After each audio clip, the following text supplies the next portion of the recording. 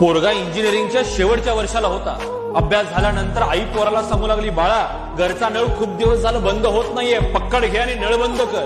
पोरग्याला आईची किटकिट वाटू लागली. पोरग्यानं नळ बंद केला. परीक्षा झाल्यानंतर जॉबसाठी ऑफर आली. मुलाखतीला मुलगा गेला.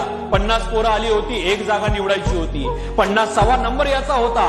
आज जात असताना डाव्या सीटला बेसिनचा नळ चालू होता. कुठून तरी आवाज आला, बाळा नळ बंद कर. नळ बंद केला.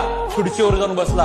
प्रश्नाची उत्तरे दिली आणि मुलाखत घेणाऱ्यांनी सांगितलं 49 पोरं नापास झाली, 50वी तुम्ही पास झाला.